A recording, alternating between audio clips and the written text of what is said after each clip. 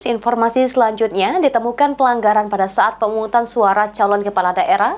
Bawaslu Kota Palembang rekomendasikan KPU untuk melakukan PSU di 4 TPS di Kota Palembang. Proses pemungutan suara pemilihan calon kepala daerah di Kota Palembang pada tanggal 27 November terindikasi adanya pelanggaran pemilihan sehingga Bawaslu mengeluarkan rekomendasi kepada KPU Kota Palembang untuk menggelar pemungutan suara ulang (PSU). Pemungutan suara ulang akan dilakukan di 4 TPS sesuai dengan rekomendasi Bawaslu pada TPS yang terindikasi pelanggaran pemilihan di antaranya TPS 15 Kebun Bunga, TPS 35 Kelurahan 5 Ulu, TPS 22 Sialang, dan TPS 25 Lebung Gajah.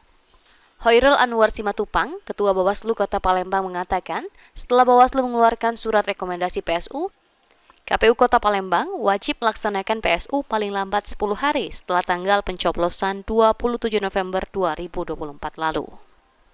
Kalau aturannya 10 hari sejak pencoblosan. Artinya itu maksimal. Kalau hitungan maksimal kemungkinan Sabtu depan.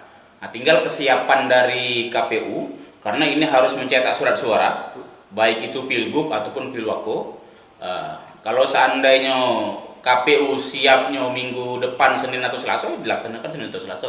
Tinggal kita lihat kesiapan dari KPU Kota Palembang untuk dilaksanakan PSU. Tapi secara aturan maksimal 10 hari pasca pencoblosan. Di mana tadi?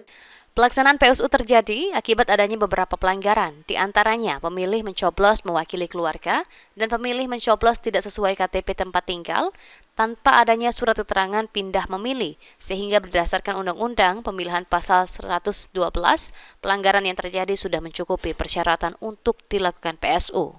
Eki Saputra, PAL TV.